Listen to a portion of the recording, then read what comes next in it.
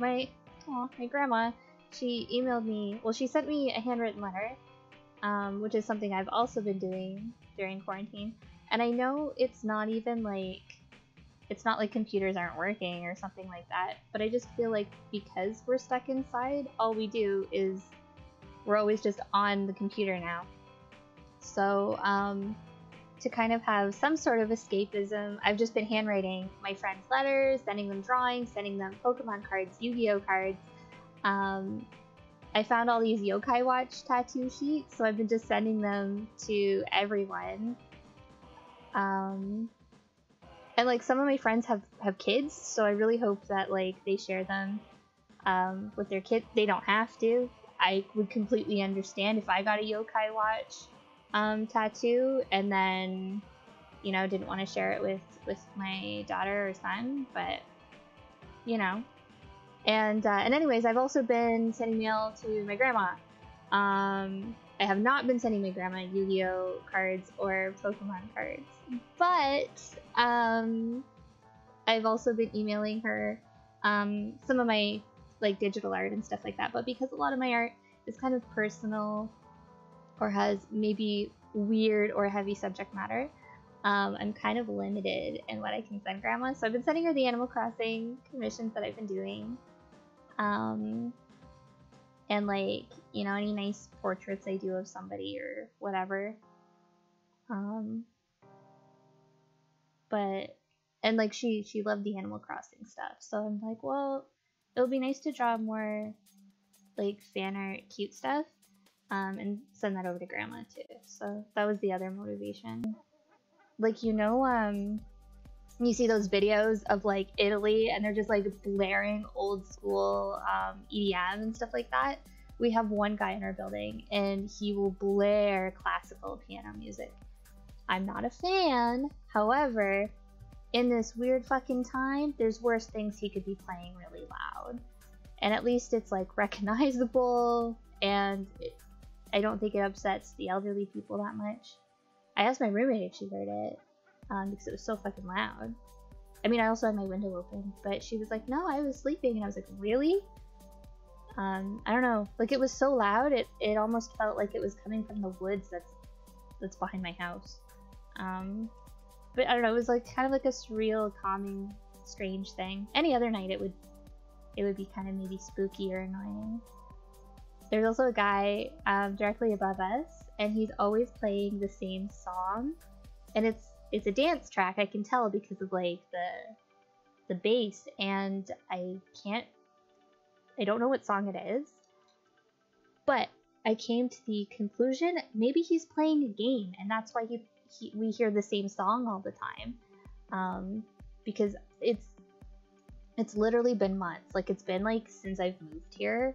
There'll just be nights where it's just that same song over and over and over again. So I'm like, well shit, maybe he's playing a game and like that's just like a level he's stuck on, or maybe it's his favorite level. I don't know. But now I want to know what he's playing.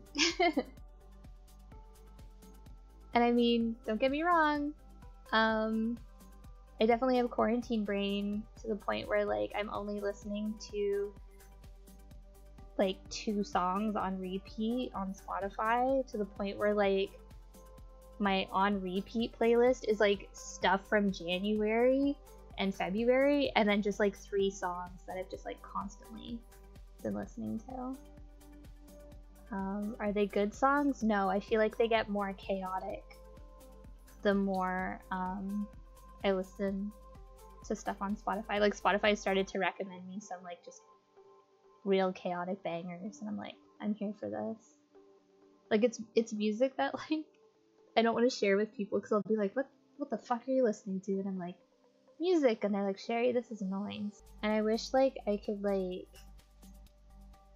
do more like something like a movie night, because I have a lot of weird DVDs and shit, and one of my favorite things to do just in general is to show people my weird movies that I have.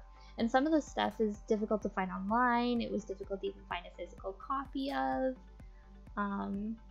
Or it would be nice to just like see it in higher quality than what's available, like clip-wise. I don't know. I know there's ways to like do that and get around it. But like I could never do it on here, obviously. I miss the Much Music days too. I'm pretty sure like they probably have some sort of deal with like streaming either on their site or something, but like I don't know, like video flow, I don't even know if that happens anymore, because like even for Much Music they've changed their layout with how the programming is whenever I do see it when I like watch cable / satellite at my mom's house whenever I go home for the holidays. I really miss Much More Music because they have like 2-hour video flows, and I would just sit and just have that on in the background while I drew. And like now it's kind of cool because you can kind of curate it a bit better with like stuff like YouTube, but it's not the same because you're not really being exposed to maybe something new that you didn't know that you liked yet. Which I mean you kind of get with recommendations and like algorithm stuff, but I feel like YouTube doesn't have it down for music like it does, like something like Spotify does. I did the same where I would like come home from school, immediately put on Much Music, just chill out. I will admit though, depending on the time slot, I would watch Digimon first. I was incredibly dedicated to Digimon. Pokemon, I was as well, but not to the extent of Digimon, because I felt like Pokemon was kind of like episodic, whereas Digimon was like, this is like a legit ongoing story. If I miss an episode, it's going to be devastating. So I would watch it like that, and then I'd go back to the music. I don't know if you remember, there was like Razor Television that had a lot of music and anime on it. It was kind of a satellite exclusive thing, but I loved it. We had it for like half a year, and I used to watch like Berserk and Cross and all sorts of stuff. Yeah, the Digimon movie makes me cry too. When all the kids are reaching out on the internet to like Matt and Ty, oh my god. And like they make Omnimon. One of my favorite scenes in the Digimon movie is when Kari is like a tiny little toddler in her little koala onesie, and she goes, just one each, and she picks up the can and her finger gets stuck in it, and she, oh, and she drops it. Oh, my heart! I love that scene so much. Man, the Digimon movie rocks so hard. I actually brought it to somebody's party a few years ago, because I said, can I bring a movie? And they were like, sure, but like, I don't know if we'll watch it. And then I was like, hey guys, like, I think they completely forgot. And then I showed up and I was like, hey guys, I brought the movie. And it was the Digimon movie, and everyone got so hyped. And we watched it and we were cheering, we were crying, we were yelling. It was such a good experience. And now like when there's this meme and it's like Link and he's holding up like the sword, but someone's like photoshopped in the Digimon movie, and it says it's my sleepover, so I get to pick the movie. And then everyone was sending it to me, and they were like, Sherry, this is you at that person's party, and I'm like, yeah, that was me. But now the Digimon movie has become such an important part of our friend group, which makes me so happy because I couldn't think of a better movie for that to happen to. We all love Angelamon and how cursed that is. We watched the Len music video at the end. The soundtrack is, we all agreed, is a gateway to ska. There's so much ska on that soundtrack, but I'm here for it. I have no problem with all that ska, as a skateboard fan myself. Okay, but Summer Wars, I personally don't like. Aesthetically, I think it's great. I bought it on a whim because I was like, oh shit, it's just a Digimon movie without the Digimon.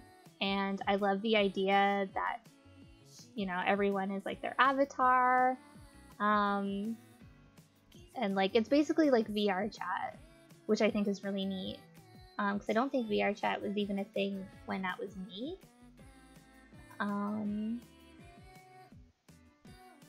But I don't know, it's literally just a retelling of the Digimon story, but like I wasn't invested in those characters, whereas in Digimon, you know, we had seasons building up, you know, these groups of kids that we saw ourselves in, and they were working together, and although they weren't related, they were kind of, you know, operating like a family unit. And even though they were all across the world and they weren't all able to help, like those who could did. And I don't know, there's something more wholesome about people coming together who aren't related, in my opinion.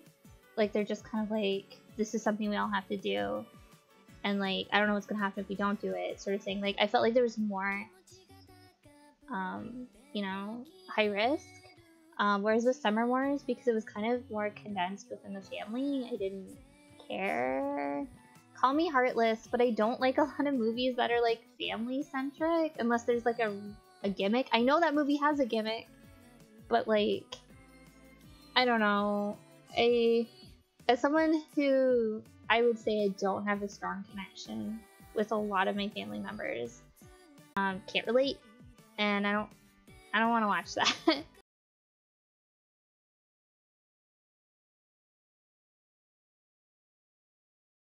Okay, so the Digimon movie, you're mentioning that it does feel like it's all over the place, and I will agree with you. But it's because it's like 3 movies cropped into one movie, at least the English one. I highly recommend going back and watching all of the movies just kind of separately. There's even a sequel to the movie that they released here, and it's even dubbed. I don't know why it's difficult to find or if they even released it on DVD, but they basically you know, picked up where it left off, which was really cool. It was still season 2, but it's like in the winter, I think. But yeah, they basically just didn't think that, you know, doing 3 or whatever movies would work for Digimon, which is why they tried to edit down. Because they were like, oh, will people even care about season 1 again? And it's like, shit, that's all we want. You had a very different experience with a friend bringing a movie to a party. Oh no. Oh no, it was the Transformers 1989 cartoon. That is... I used to be a huge Transformers stan, Cody, and that's a rough movie to watch. I don't know, it couldn't keep my interest, and I felt bad. I went out and got, like, this special edition. I think, like, aesthetically, I quite like Transformers. I'm more of a Beasties / Beast Wars fan. Just because, like, I don't know, the characters and story interested me. Or like, it kept my interest a lot better. Like, I love Black Arachnia. I think Cheetor is kind of sexy in some weird way. Rat Trap's hilarious. It has, like, a lot of really interesting concepts. It's weird because some of the scenes look incredible and others look really rough. I mean, that's, I think a good example of that is the Thundercats intro and how fucking hype that is compared to, like, the actual show itself. Like, it's just, I feel like the Transformers 1989 movie was probably still made on, like, a very, like, TV budget, you know what I mean? Like, it looks like that. I feel like they spent a lot of their budget to get, like, the guest voices and stuff like that. And then those few, like, key scenes. I could be completely wrong, and someone's gonna read me for self later, but that's just how I felt about it. A lot of those shows were just made for just to sell a product to us, and I mean they did, and like they weren't meant to be good, which kind of sucks. But I think that's why kids are like so, like, they don't understand how good they have it right now. Like, some people will be like, that fucking Beanhead style, Adventure Time style, blah. But it's just like, this is just the evolution of animation right now. This is just what's trending, and what's trending in the 80s might not look good to the people who are young and like these other cartoons. But I think, honestly, they're very privileged because although there are similarities in a lot of different show styles, I feel like they have so much variety. Whereas we didn't. We had a lot of like the same sort of bullshit, but it was just, you know, a different hero, but it was the same concept. Like, look at Hanna-Barbera cartoons. A lot of them are fucking Scooby-Doo, but they're just different characters. Don't get me wrong. I would fucking die for Josie and the Pussycats. Not Josie and the Pussycats in outer space, but just Josie and the Pussycats. But if you look at the crew, including, I want to say his name is Sylvester or something. She has a fucking cat. But like, you know, it's basically just a Scooby-Doo format. They even solve mysteries. They have a van, you know?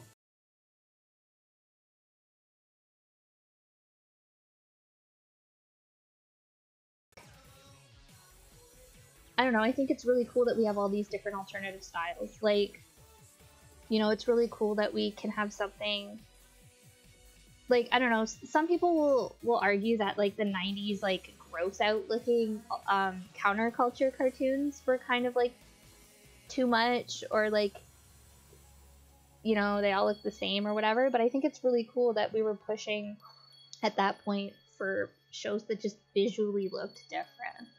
Like, you know, you would have stuff, I'm gonna use Disney shows as an example. You would have stuff like Fillmore or Kim Possible up against something like Recess or Buzz Lightyear Star Command. They were all like so visually different, and they fit like the concept that they were portraying. You know, like Kim Possible was very like sleek looking, and like it had a lot of like colored line art, whereas like Recess was about kids at recess, so there's a lot of cross hatching and stuff like that to make it kind of look more rough and like lived in, you know? Whereas like I just want to say I'm a huge Scooby-Doo stan. I love Scooby-Doo, Where Are You?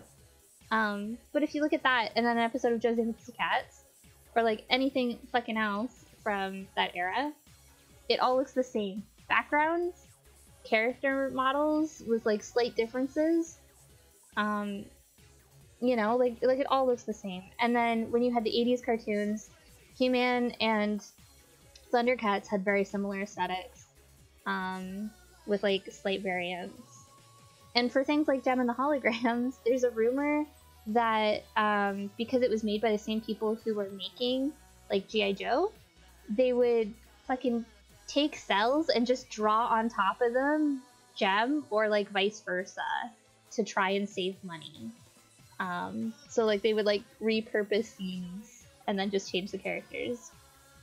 And like, I don't know, people kind of said that because there's shots of Gem where she's just like built like really like thick and buff, but then like in the rest of the scene she doesn't have that thick muscular neck or something. Not that they made it muscular, but like she would just have like this thick bodybuilder neck suddenly, or like a really like a really like square jaw or something.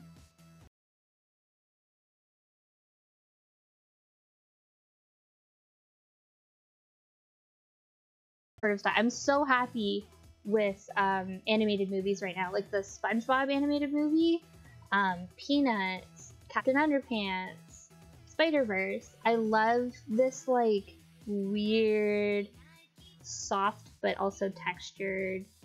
Like it's just so, it's like eye candy. Like I love looking at it, and I feel like for a really long time, even when technology had advanced, we were still getting like the classic like plastic looking faces. Like I don't even know how to explain it. Like everyone just looked plastic and weird and had like strange highlights, but like now people, and like everything had to look like semi-realistic or like a caricature, which you kind of see in Spider-Verse because it is mostly humanoid like people, but it feels so stylistic, especially when you have characters like I want to say Peter Porker.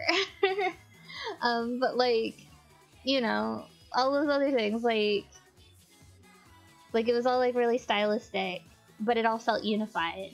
And like you know, with Captain Underpants, like they looked just like the illustrations, but in 3D space, and I felt like that was so cool how they didn't, you know, sacrifice the style. Like that movie could have looked really bad, and they worked really hard on it, and it fucking shows. I don't know what everyone's opinion is on Trolls. I didn't see the movie, but whenever I see those trailers, I get hyped because I think it looks fucking beautiful. Like the colors, the movement, just everything. I feel like they go all out for those now. Whereas, like, I don't know, I feel like 3D animation just looked so bad. Like mid 2000s, like when we had shit like Hoodwinked. Have you watched Hoodwinked lately? Like, also Cody with Scrappy Doo. As a kid, I never actually saw Scrappy Doo in anything, but I personally, I don't know, I like the concept of Scrappy Doo, and then when I actually saw an episode with Scrappy Doo in it, I think it was the 13 Ghosts of Scooby-Doo, literally my least favorite Scooby-Doo show. Flim Flam and fucking Scrappy? No. And what the fuck did they do to Daphne's hair? Awful.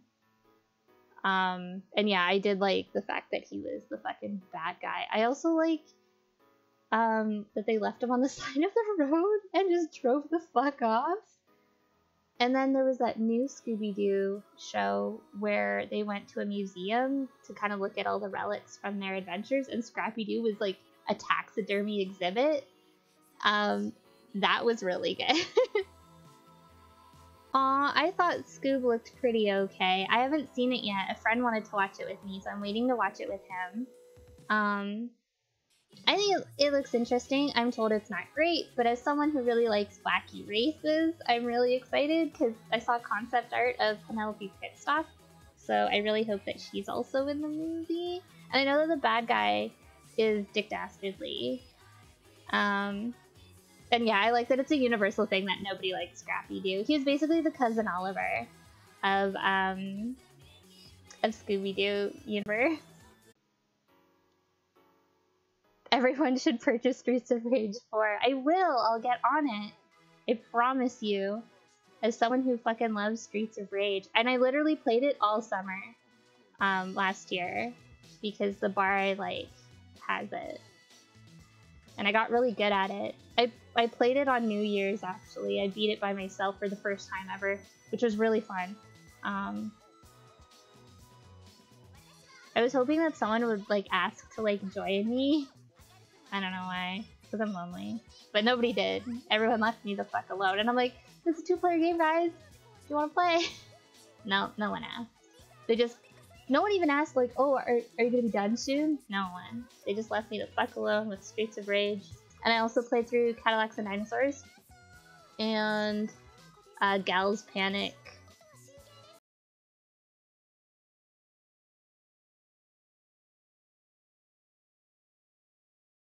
I had a creep ask if he could play Gal's Panic with me. And I said, and I was literally like on the last 2 levels, and I was like, well, you can just play when I'm done. Because if he was to play, I was worried that it was going to bump me back down to like the first level or something.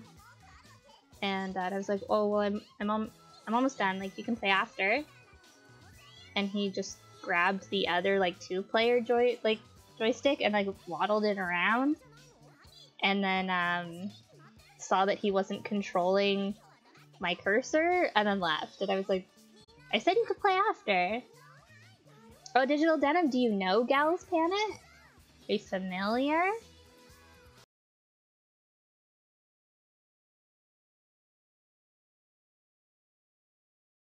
On the Neo Geo machine, they have a whole bunch of horny games at the bar. And I got a crowd on New Year's for beating Gal's Panic because I played through all 6 girls. And then for those of you who don't know, with Gal's Panic, you have to... It's like this weird cursor game where you have to like outline the girl's silhouette, but there's also like little enemies, and if they cross the line that you made, you die. But you can slowly box in the enemies and kill them that way as well. But they're constantly moving, and they like grow in size and like shoot out shit and whatever. But with each level it gets harder, but there's less clothes on the girl. So like in the first one she'll be wearing a kimono, in the second one she's wearing a bikini, and then in the third one she just has her underwear on and she's like full tits out. And so you have to do that for like all 6 girls. So like, I don't know, it's a lot of Gals Panic. And people were like, oh my god, what game is that? And I'm just like, Gals Panic. And they're like, how did you find that? And I was like, I like Gals Panic. I was only familiar with the anime one. This one that I was playing, they had 2. They had one that had like more North American looking girls. Like they were very like Pamela Anderson energy, which I didn't want to play that one. That one has avatars though. You can be RoboCop. And then the other one that I was playing, that I actually played through and beat, was just like all Asian models. And then they showed me there was like a Bubble Bobble game that they had that had a weird name that I can't remember, but it was also very horny. And the bartender actually came up to me and he was like, hey, if you like Gals Panic, he's like, you're gonna like this game. It was full-on porn, like ass out, vagina, and I was like, oh my god. Like I beat the level and I actually covered the arcade screen with my hand because I didn't want people to fucking see this woman who had whipped cream on her boobs and her vag out. I was just like, oh my god. It was the first time I was ever just embarrassed for my fucking behavior. It wasn't even like busy at the bar yet, because it was like maybe 6. I showed up early because I wanted to make sure that I got the Neo Geo machine for New Year's. I didn't give a shit. My eyes hurt so bad. Oh. Play these in the comfort of your own home. That's honestly why they even made arcade sticks, is so that we could play things like Gals Panic in the comfort of our own home without having to deal with shame. Someone gave me their phone number that night though. They were like, you're really funny. And I was like, thanks. And they're like, add me on Instagram here. And I was like, am I getting hit on right now? Like, oh my god, for playing Gals Panic? Normally that would be really creepy, but he was actually pretty cool. And I saw him at a goth party later, and he knew my name from Instagram because I did add him. And he was like, hey, you're Sherry. And I was like, yeah. And it was weird because I was waiting for like a friend, and when I heard my name I was like, oh, there's my friend, but it was just him. And then my friend met up with me and I was like, oh, this is the person that I met on New Year's. And they were like, oh, that's cool. And then like he fucked off. And then my friend turned to me and he goes, are you on a date? And I'm like, why would I bring a date? I actually thought I was going on a date with my friend because I had a big crush on him at the time. So I don't know, it was just kind of like, what have I got myself into? At least he didn't say, hey, the Gals Panic girl. You know what? I would have accepted that too. I would have just lived my truth. I sold at a video game expo last year in October, and it actually had a Gals Panic like arcade cabinet, and it was beautiful. It was I don't know how legit it was. Like, I don't know if someone had like made it or whatever, but I was so excited to see it. No one was playing it. They were free to play, and I mean, it was a family event. It was really weird because it was in with like Outrun and Frogger and like Tapper and like all sorts of shit, and there's just Gals Panic in the middle. And I was like, what? They all had like little information plaques with like why they brought that one, why it was significant. Well, I shouldn't say all of them, but some of them did. I feel like a lot of people might have not known it was a porn game, or they did know and that's why they didn't want to play. Because it did have like horny artwork on it. It was just like girls in bikinis, but like it it definitely had horny energy looking at it, or maybe they didn't want to play it because, I'm hesitant to say this, but maybe they didn't want to play it because there was a girl on the fucking cabinet, in a bikini, and they're like, what the fuck is this beach game? Oh my god, you once got asked out by a girl who brought one of her friends with her on all 3 dates you went on, and it does not set a mood. Oh my god. I actually have a very similar story. I didn't get asked out, and I didn't ask him out though. But I had a friend in high school who made me a Plenty of Fish profile. I don't think I like 100% agreed to it, but like I just kind of went along with it. And I thought she was just trying to like help me out, and I was like, well, if I don't use it, then, you know, whatever. But she was using it, and she was talking to people as me, and she wasn't saying anything damning. Like, I remember reading the DMs. I was just kind of embarrassed because I was like, I would never say that. But it was mostly it was her trying to like set me up on dates. I ended up canceling a lot of them, but there was one guy in particular, and she was like, oh, he's cool. And I said, why? I'm like, I don't think he's really cool or attractive. And she's like, look at his shirt, he likes video games like you. He was wearing a fucking 1-Up shirt, like the Mario mushroom. And I was like, that's... And like, I don't know, I read his profile, and he was pretty like not my thing. Like, there's like different variants of gamers, and I just wasn't feeling him. Anyways, she set us up on a date, and she was like, you have a date with this guy, and that's how I found out about him. And I was like, oh my god. So we went, and when I say we, I mean we went, and she came with me, and I was like, you don't have to come with me. And she goes, I want to see how this plays out. And I'm like, is this some sick game to you? We went on a second date without my friend. And I was like, hey, let's watch Venture Bros together. And I was just like, you know, I'm probably not going to date this guy, but it'll be cool to hang out with him because I wanted more friends. Because I was homeschooled at that point, so I didn't have a big friend group. And a lot of my friends from school didn't keep up with me, and I wasn't on good terms with them anymore. So we played BioShock, the first one. That really dates the story. We played BioShock, and we watched Venture Bros. And I thought it was pretty okay. I wanted to show him YouTube videos. I remember sitting on his couch, and I was like vibrating with anticipation because I wanted to show him this really funny YouTube video, and he was just like, don't touch my computer. And I'm like, oh. I don't know. I've always been that friend where I'm like, look at this cool fucking... And now I have a phone where I can just be like, haha, now you have to watch it because I'm in control. But I was definitely that friend who would like go over to people's houses and be like, can we play on your computer? Just because I didn't have a computer for a really long time, so I was fascinated with computers.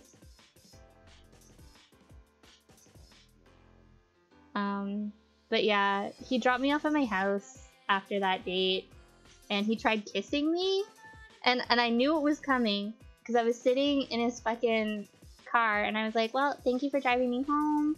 I also think he was quite older than me, and I don't think he knew my age. I was 18, but I think he was like maybe 4 years older than me. Not that that's a huge like gap or anything, but I don't know, I wouldn't be dating an 18-year-old.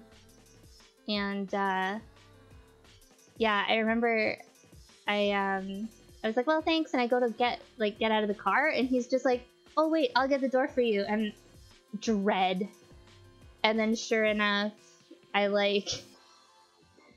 get out, and I'm like, thank you, and I give him a quick hug, and then he like goes to like kiss me, and he like holds my face, and I literally swooped down, and I went, don't pull that shit. And then I went into my house.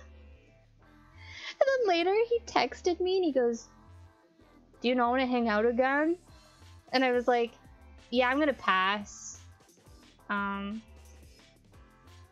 And then I found a boy that I liked on that app, and his name was Nicholas. And normally I wouldn't tell you his name, but he didn't want to be called Nick. He wanted to be called Colas.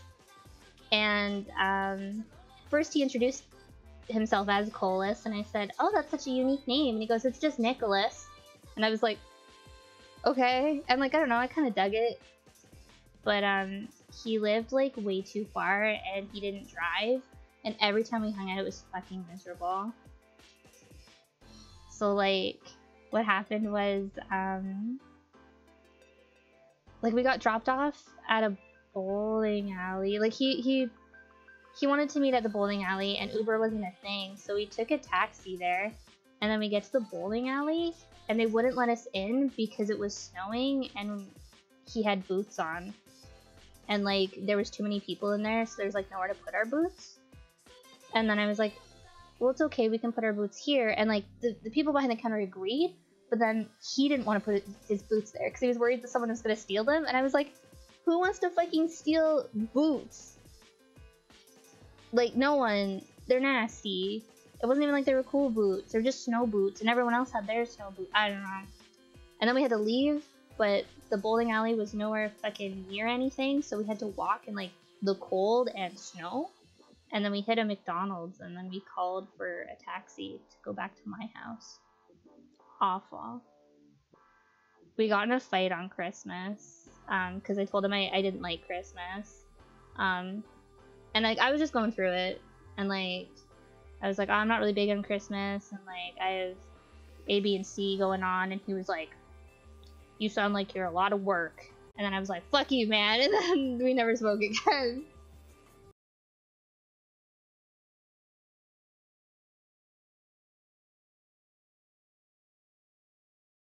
Oh my god, one of your friends, your friend made 4 accounts on different dating sites because I thought it would be funny. I can't even imagine the emotional fucking, like, I know when I personally am on dating sites, I try and give each match my attention. Like I try and like make a genuine sort of connection, I guess. I don't know, like I want to figure them out, and I want to give them an opportunity to figure me out. And I don't know, that's just having like 3 people talking to me at the same time who are like my close friends is sometimes overwhelming. I can't imagine. I mean, if they're doing it for fun, like I guess they're not that committed to it.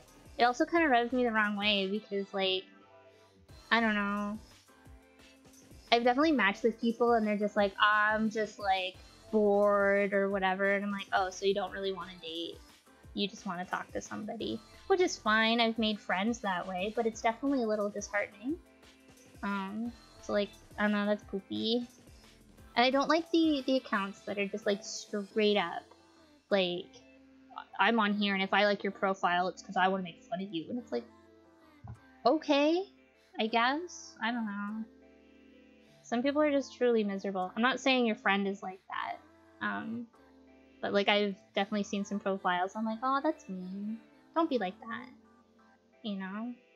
I'd like to think people go on there and like genuinely like are interested on some level. Here's a dating story for you guys. Not about me, but it does involve me. So my friend who made the account on Plenty of Fish for me when I was 18, she also made one for herself, and she met up with a guy and brought him over. She was living on her own, and she was also 18. I'm not really sure how she did it. She didn't have the apartment for like very long, but she had it for a good while, and it was really nice. We used to all hang out there. But anyway, she met this guy and she brought him home, and they were playing like, I just distinctively remember she was like, we were playing Banjo-Kazooie. She called me and all I could hear was like weird breathing on the phone, but it sounded like someone was crying, and I was like, oh my god, who is this? Are you okay? And for some reason I thought it might be my grandma, because it was just like, I have a grandma and English is her second language.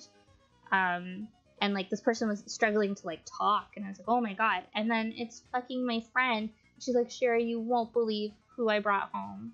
And I was like, who?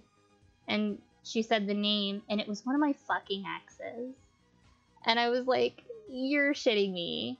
And like, she had never met him, and she goes, I knew it was him, because there was a lot of problems. I only dated this guy for a week. He broke up with me, and he moved away like after like dated on the Monday, broke up on the Friday. He moved to a fuck another city, to be with this girl that he met on MySpace on the Saturday, and he fucking broke. Like, they have an awful month together, living in this shitty basement apartment that's constantly flooding and full of centipedes. He moves back to my hometown and then asks to get back together with me, and I was just like, I don't know, we can hang out, but probably won't date again. And we didn't, but I don't know. I was low-key hoping, but then I was like, nah, actually this guy's a huge loser, and he should have picked me to begin with. But when he came back, when he moved back, he had actually tattooed this MySpace girl's name on his forearm, in like old Gothic font.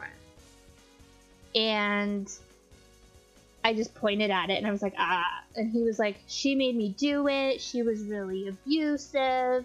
And I was like, oh my god, like that's awful. And I'm like, are you gonna cover it up? Like, what are you gonna do? And he was like, I don't know.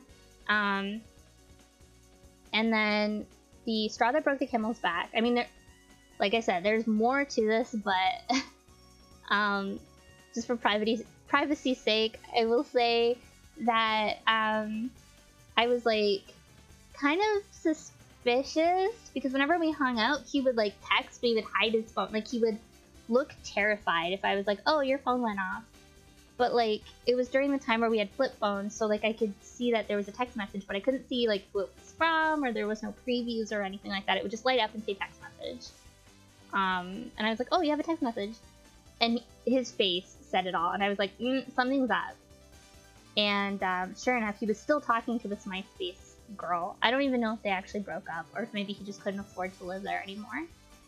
And then he tells me one night,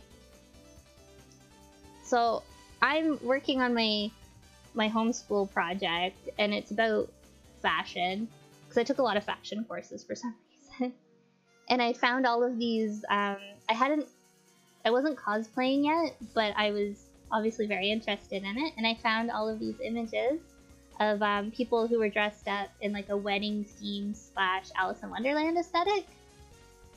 And so I was like talking about themed weddings, and he was like, what are you working on? And I said, oh, I'm just doing an essay paper. And he's like, what on? And it's like, oh, it's about themed weddings.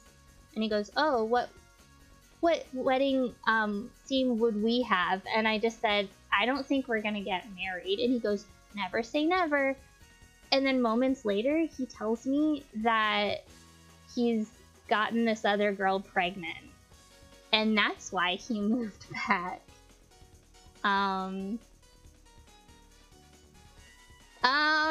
Yeah, so I was just like,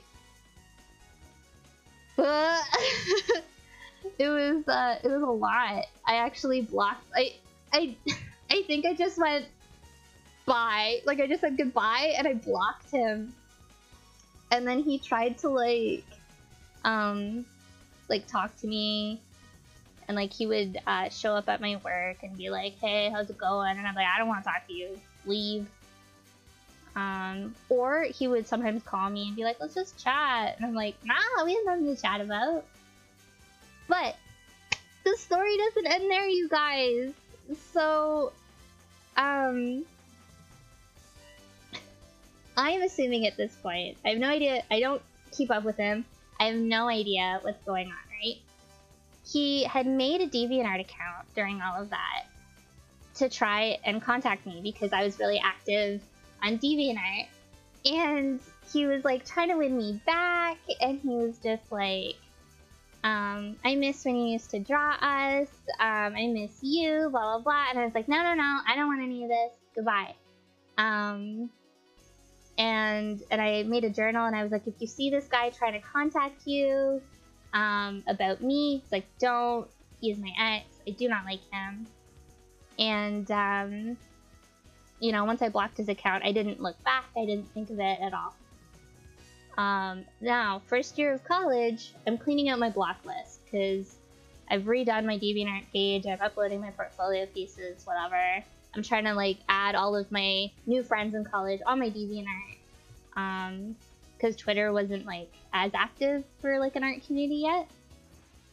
And I'm like, oh shit, this username is my ex. And I was like, I wonder if he even uses this account anymore. So I unblock it, and I click on it. So the guy has, I know, prior to unblocking him, that this guy has 2 kids now with the girl from MySpace, okay? I go to his DeviantArt account. Not only is it active, he hasn't been posting up anything, he hasn't been leaving comments, but he has been faving stuff. He has been favoriting a ton of artwork, and all of it has one significant theme, and it is diaper fetish. And I'm just like, oh, I could not believe it. And I was just like, dodged a bullet, holy shit. And of course I was at college, and like I didn't have any friends who like knew about this boyfriend or anything because it was so long ago, and I had no one to kind of share that sort of like I couldn't believe it. And then I immediately was like worried because I'm like, holy shit, he has 2 toddlers, and I'm like, did it just awaken something in him? Like, what the flying fuck? Story doesn't end there, because I unblocked him, and I was like, whatever, if he's just gonna fucking fave weird diaper fetish art, like whatever. I'm like, he's no threat to me. I'm just gonna say, hey, maybe make your favorites private. But then I get a note from that account, maybe a month or so later. It's from the girl from MySpace. He had left his account open on her computer, or maybe they live together now, or at that time frame or something. But she contacted me, and she was like, hi, I wanted to apologize to you. And I said, about what? And he had always told me that she was mean, she was abusive, she made him get that tattoo, he couldn't have, you know, any friends who were female, blah, blah, blah, blah, like all of that shit, right? Apparently he was telling her all of that same shit, but like about me. So like I was abusive. I was the one telling him he couldn't have any female friends and stuff like that, which wasn't the case at all, because him and I had tons of mutuals of like many different genders, and we would all hang out at like big parties after work because we all worked together. That's where I met him. And I was like, what? That doesn't fucking make sense. So like, I was his side chick, and I think they were dating prior to him asking me out. And like, she told me that he willingly got the name tattooed on him. And when I go back, I used to sell at this thing called Art Walk, so I would bring all my pins, and I'd bring all my prints, and I would sell it to all of the local people. And I used to make a killing because people wouldn't see me for like years, and then I'd pop up at Art Walk, and I'd be like, here's all my fucking new art, and then people would be like, holy shit, Sherry, like, we love this stuff. And it's kind of humbling to know that your hometown, which kind of bullied you out of it, or at least that's how you felt about it, now is like kind of embraced the fact that you want to make art, you want to make clothes and stuff like that. Like I have a few like I would consider fans. They always, like, I don't know their names, but like whenever I sell, they always show up and they always want to buy stuff. But anyways, whenever I'm at Art Walk, I always see my ex, you know, for a really long time with a baby stroller with his kids, and he didn't ever cover up the name on his forearm. I don't know if he's still with her or anything. From the note she gave me, it sounded like they weren't together anymore. And that he was just kind of like doing the same shit that he did to us years prior again, but like something. I don't know. It's wild. And like the best was that whenever he saw me, I mean, I guess it kind of looks bad because I was always with a new boyfriend, but I felt like they were significantly better looking than him, and I was also being successful in front of him selling my art. So that was my like little win. I'm like, look, I'm in a nice relationship. This person loves me, and I'm making a killing off my art. Nice tattoo you still have. But yeah, God. Yeah, he is not a great person, obviously. Cody, are you saying your hometown is a 75? Because, I know for a fact that my hometown is the kissing capital, of Canada, I think? I don't believe that for a second. But it says that on our fucking, like, welcome sign. And it's in for bowling of Columbine, and the fucking... that guy even points it out. He was like, says it's the kissing capital, but I think this town's seen better days, or something. Like, he said something like that. Kills me every time. So funny. Also, our Taco Bell is in Bowling for Columbine, and everyone got so hyped for it when they made us watch that movie in high school. We're like, yo, that's the Taco Bell! Because we only had one Taco Bell. Yeah, Michael Moore, like, pointed to our fucking, like, there's literally a segment in the movie where he, like, has zoomed in on the kissing capital of the world, or whatever the fuck it says on our fucking sign. Man, have any of you, like, watched, is it Mutant Girl Squad? I think that's the movie. One of the girls at the end is just straight up Astro Boy, and it was, like, the weirdest fucking shit. Because all the other girls had, like, weird superpowers.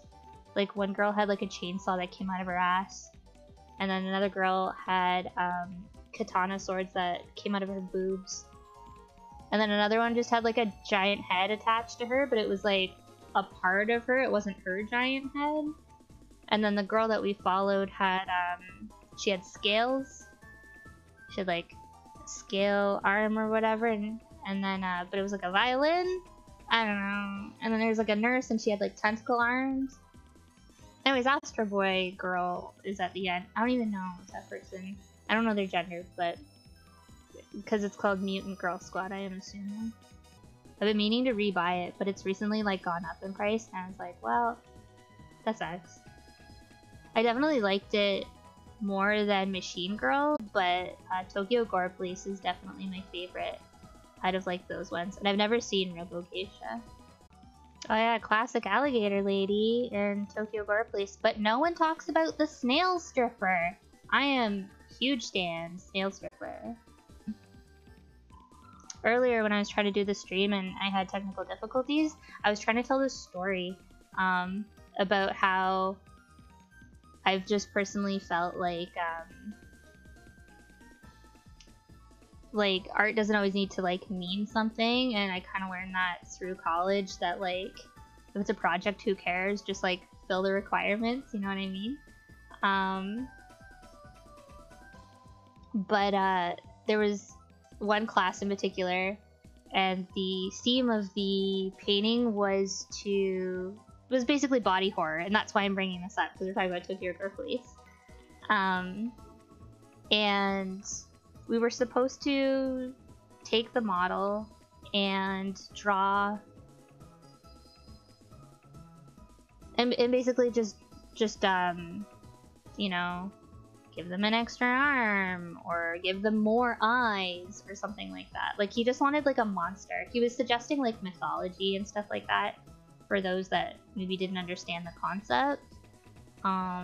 So what I did was I made my Cyclops character, who has, like, a mouse on her stomach, and, like, a big tongue and, like, fangs and stuff, and it was, like, kind of horny, but, like, in a weird way.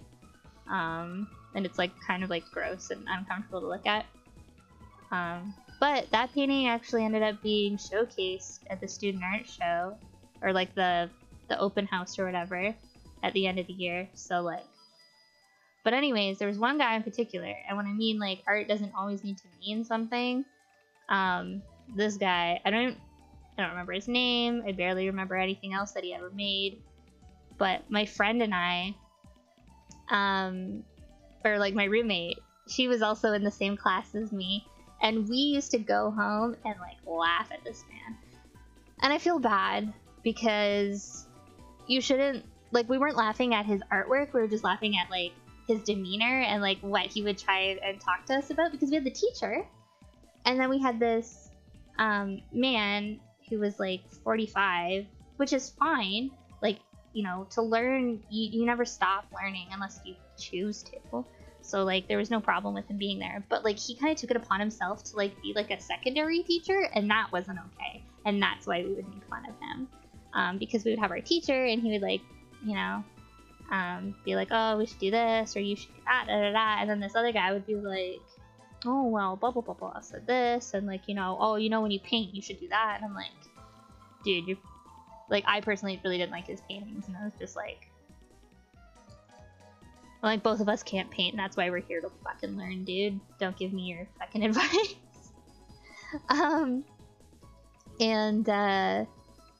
So anyways, we hand in our paintings, and we did like the group critique where we lined them all up, and we get to this guy's painting, and I remember my art teacher, I'm gonna draw it for you guys.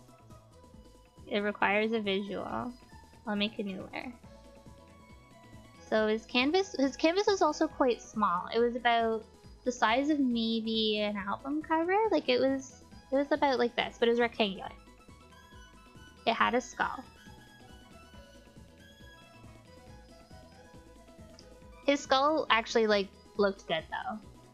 That was one thing that like drove me up the wall, is that he would paint like on a pretty like average size or big canvas, but with like a tiny little paintbrush, and like, I don't know, it gave it a cool texture, but it was just like, why aren't you like at least laying down like your basic shapes or something with like a bigger brush? Like that doesn't make sense to me, but everyone works differently. Anyway, so it was a little skull. His skull like looked metal as hell. It looked like some sort of motorcycle art, and then it had all these flames. The flames did not look this childish, this fucking bad. His flames looked pretty decent, and then it had like this pole, and it was like kind of like there was like lightning on it and shit, and I'm sure you can see what it already kind of looks like. So anyways, my teacher says, I don't really understand why there's a skull on fire and it's like rocketing up. And then this guy, he was also a smoker, and like his voice always sounded really hoarse, and all you hear from the back of the room, he just goes, it's a dick!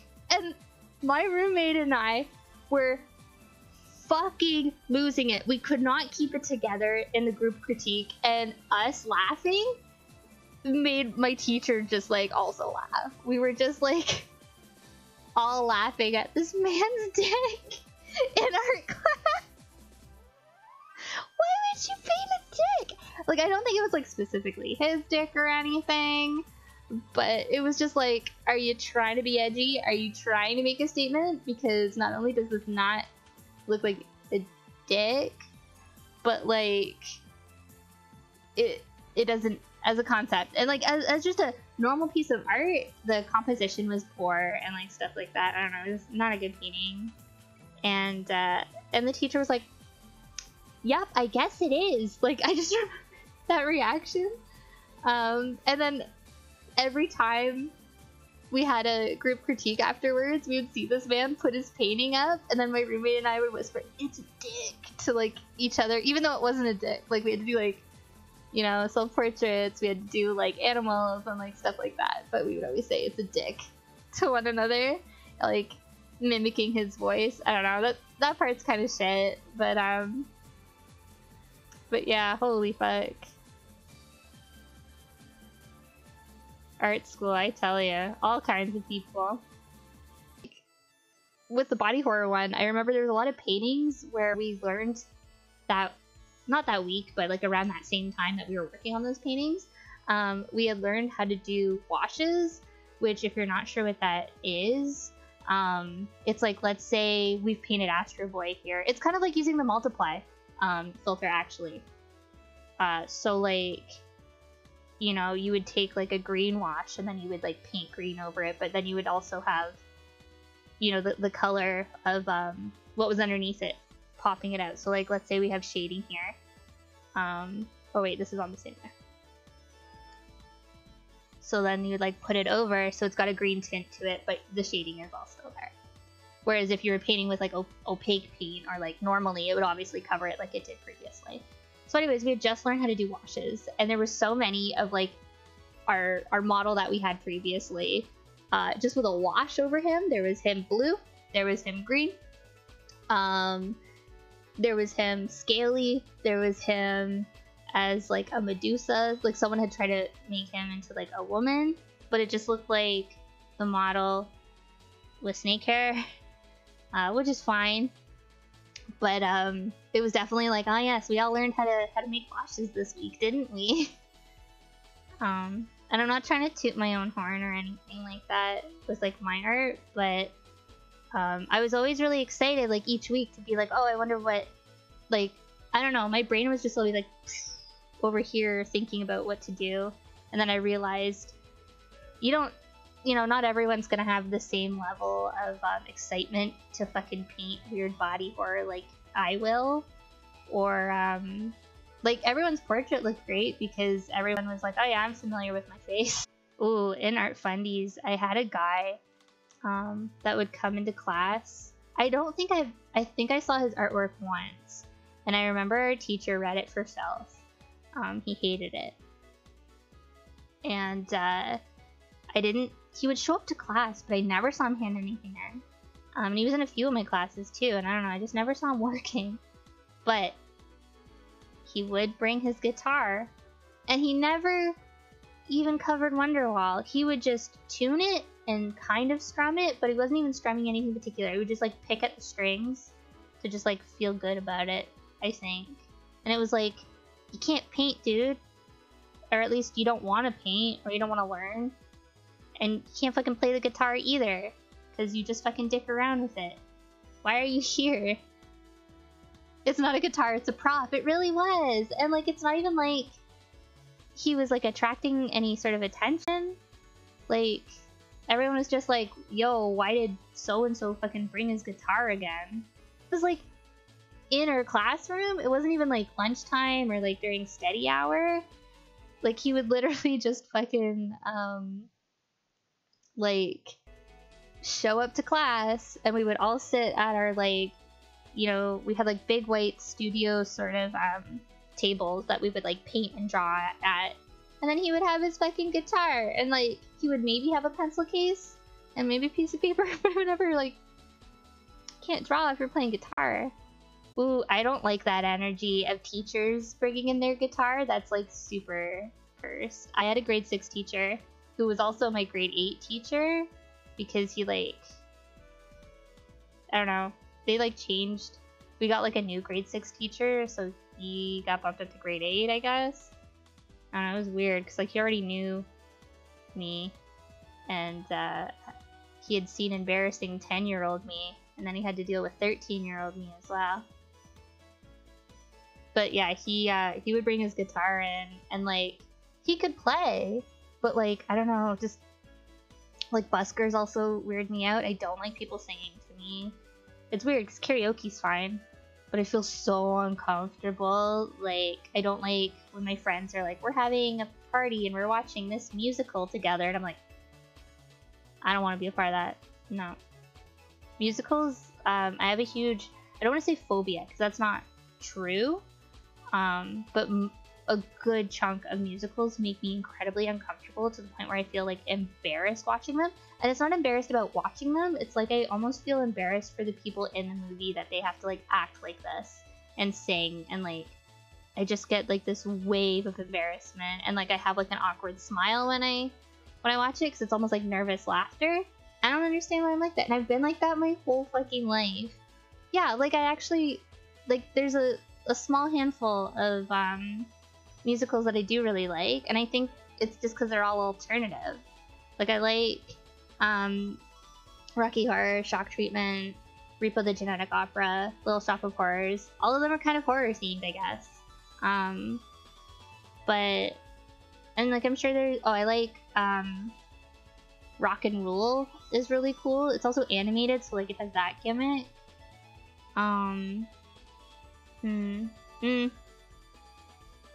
Okay, when I say that I like Shock Treatment, I own it and I like it visually. There's a lot of problems with it, and I don't think the songs are good. Other than like the Welcome to Denton. There's like one like banger in there.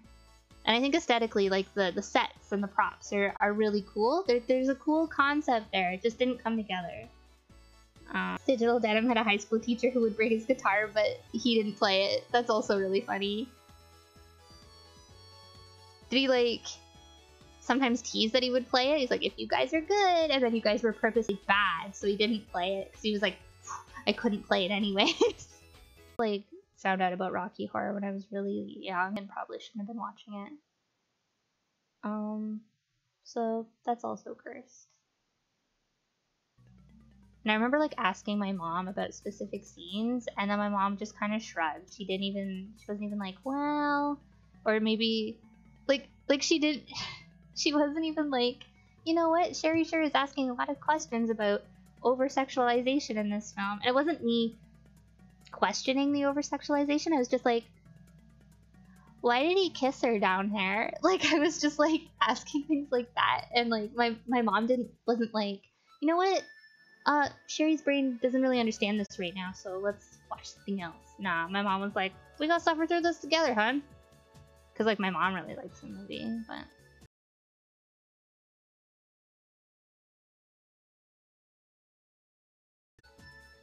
also Glee in general was just really bad. I think as a concept, it's interesting because I thought it was a good way to get kids, like younger kids, to listen to like classic rock and stuff like that, who might not otherwise be exposed to it or would look further into it. But like they would have your cover and then they would be like, oh, these are covers, and then look at up the other stuff, and maybe that like expands their music interest. And like it's definitely valid to like, you know, maybe the cover better than the original. Like people will fight you on that, but I know me personally, not for Glee covers, mind you, but there's definitely been times where I like the cover better than the original. Johnny Cash is hurt, am I right, fellas? Also, like, I love when EDM samples, like, older songs.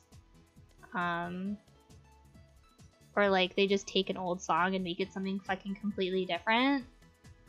Like that song, Call On Me. That's the best part of that song. I've listened to the original. I don't like it. But that one part's a banger. And that's why he made a whole fucking song about it, because he knew. I appreciate those of you who do like stick around or pop in to kind of see what's happening. That always means a lot. Because I understand like maybe like whatever we're talking about or whatever is not interesting, and like the drawing part, like me doing the shading on the nose 5 times, like I don't know how interesting that's gonna be to somebody. But yeah, I don't know, I want to play more games, but I feel like I've been playing a lot of games and not finishing my work, so this is kind of, but I love streaming so much, it gives me good brain juice, so I want to like combat both, be like, well, I can work on things, because normally when I watch other people's streams, I like drawing in the background, so like it's almost like we're hanging out, but I'm doing my homework. So like normally Olympus, especially whenever I pop in, I'm normally doing some late night drawing while I'm also hanging out with you. Lately I've been having really weird sleep patterns though, and I feel bad because I've been missing everyone's stream. I was like, no, that was what was keeping me going. So I'm trying to like fix my schedule so that I can you know, watch my friends' streams at their normal times, because I'm up at like fucking 2 and 3 just because I slept all day. So, but you know, quarantine be like that. Well, Eric, if you're gonna steal my art technique, go ahead, because I don't feel like I'm doing anything that's extraordinary. I'm just kind of vibing, you know?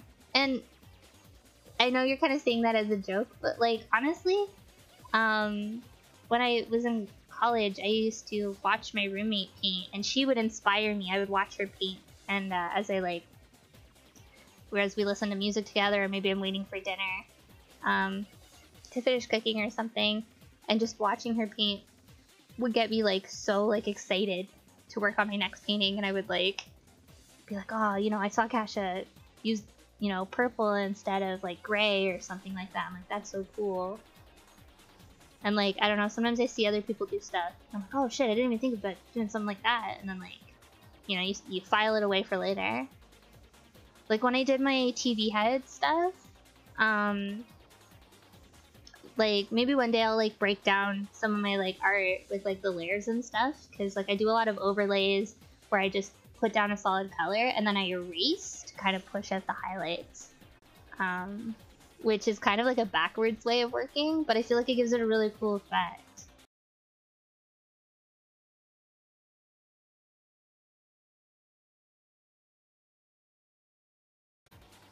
I remember I used to do cheek highlights like this a lot in my older artwork, and I stopped doing it because someone said it looked like a pimple, and it hurt my feelings. Art school fucked me up. But you know what? The person who said that could paint.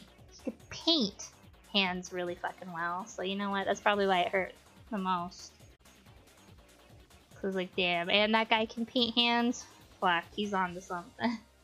Oh, it's not a joke. All the things I'm good at are things that you're bad at, and I only really know fucking white realistic stuff. Aw. Okay, but like, first off, everyone starts somewhere, because when I was in, I think grade 9 to grade 10, I didn't color any of my artwork. It was all black and white, and I would get docked marks because my teacher would be like, none of these are finished. And I'm like, no, it's black and white. And she's like, And my grade 10 teacher was like, bruh, you have to try and color stuff. And, you know, it kind of made sense because I was trying to commission people on like DeviantArt sometimes, but I would have to tell them the colors to use because nothing was in color. I'd be like, oh yeah, they have brown hair, but it has like purple streaks in it, but the streaks are like this, and like, I don't know, like people would, and I don't want to say people would mess it up, but like people would misunderstand, because like, you know, people interpret everything so differently. And then I don't know, I just started coloring, and I was like, oh shit, coloring actually slaps. I personally, even to this day, love coloring more than the actual like drawing itself. Like when I'm drawing something, I'm normally already thinking about how I'm gonna color it. Like I sync in color, if that makes sense. Like I'll get an image kind of going, and I'm just like, oh yeah, like for the last one, I'm like, it's gonna have blue skin, it's gonna be on a yellow background, so it really pops, and then I'm gonna have you know, some fuchsia and purple in there to kind of like bring it back in, and it's gonna be like a take on primary colors but amp it up to neon, and like, I don't know, that's kind of like whenever I'm putting together like an outfit because I'm going out somewhere or something like that, like I also think like that. I'm like, oh, it's gotta have accent pieces that are this color, or like, oh, I have a lot of holographic pieces, so I want to, you know, use all of those, and then maybe have like a white or a black to kind of contrast that. I also feel like that's kind of come out more now that I've worked in fashion as well, because you kind of have to think like, how is this going to look on the model, and like, would a normal person wear this, and like, do these colors go together? Because when you're making a collection, you want all of it to be not necessarily unified, or like monochromatic, but you want them to look nice. So like, you know, you're gonna put like a lavender with a soft coral, and like maybe like a light yellow, like I think it's pale banana is the yellow that I like using a lot. But you know, you're not gonna throw in like a safety orange or something like that just because. Like, you gotta make it work. I also find if you struggle with color, I'm more than happy to give you guys some recommendations for websites that I know I reference sometimes. I used to use Color Lovers a lot, but it hasn't updated in years. Like, it's a dead zone. It has some good palettes on it, but like the palettes don't update because no one's fucking on it. So like, I don't know, I see a lot of excuse me, I see a lot of the same palettes over and over again.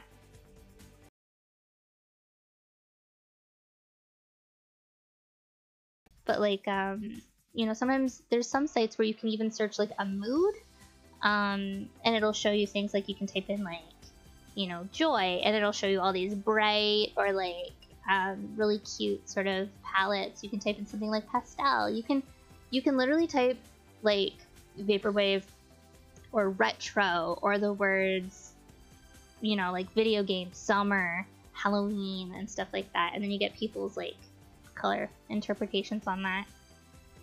Because like, I don't know, when you think Halloween you think black and orange, right? Well, what happens if you used orange and like a golden yellow, or you did black and purple, you know? So you kind of like gotta make it like, no, I don't want to be like, you gotta make it more interesting, but like you gotta have to like use all these other things into play when you're thinking about color, because unless the look you want is two solid colors or whatever, if you just do everything orange but it's all in like slightly variants of oranges, you know, it's hard for your eye to look at or for it to continue to be interesting. That's not the case all the time. There's some people who work like that and like that's their thing and it looks great, but I just find like, you know, that's why I don't shade with like grays or blacks or anything like that. I shade with like purple or blues because it gives it a more, because like you don't normally see like a dark black shadow on something unless it's like, you know, in some sort of lighting that would cause that. But like in natural everyday lighting, there's always, you know, some sort of hue to it, regardless of if we actually are like thinking about it, you know? I don't know, that's my take on shading. And yeah, a lot of shows kind of use similar things. Like, I know everyone's kind of torn right now about Steven Universe, the fandom, and blah, blah, blah, blah. But I think Steven Universe has a great use of color, both to tell the story and concepts between, like, it has good visual storytelling within, like, its characters and its background and, like, settings and stuff like that.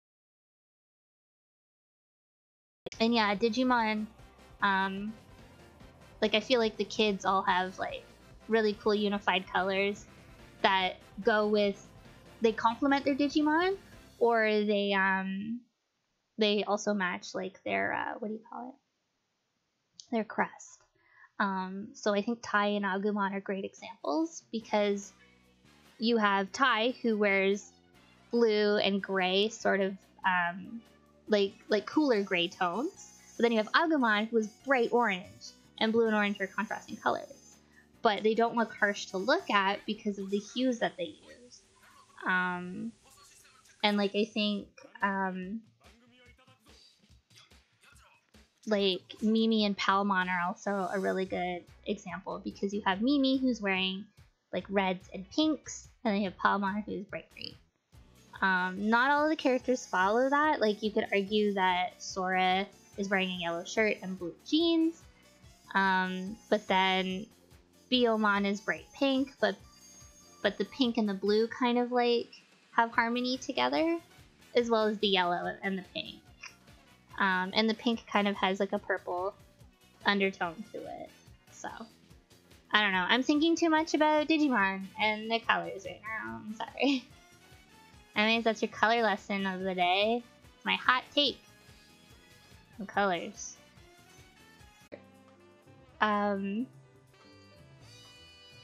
when I was dating this one guy, he was like, yeah, I'm really into cyberpunk, and I was like, oh, that's cool. And I'm like, I don't know much about that, like, at that time. And then I was like, can you show me like some examples? Like, what would I know? And he was like, oh, Blade Runner, blah blah blah. I'm like, oh, okay, yeah. And he goes, oh yeah, there's this really cool game with David Bowie in it. And I was like, what? And then he showed me it, and I just kind of thought nothing of it. And then years later, everything just kind of like clicked, and I was like, holy shit, that was Omicron. I'm like, ah. And no, they don't hate me. They know that I love bad games. That game's pretty hard though. I mean, I've seen other people play through it. I was really invested in the two best friends playthrough of it. And like, I already know what happens in the story. I guess like I would maybe make like different decisions because it is a little unique. Sort of, you know what it reminds me of? Omicron reminds me of that fighting game that was never released, Thrill Kill. It has like the same sort of energy as that. Like whenever there's like the weird combat scenes and stuff, same energy.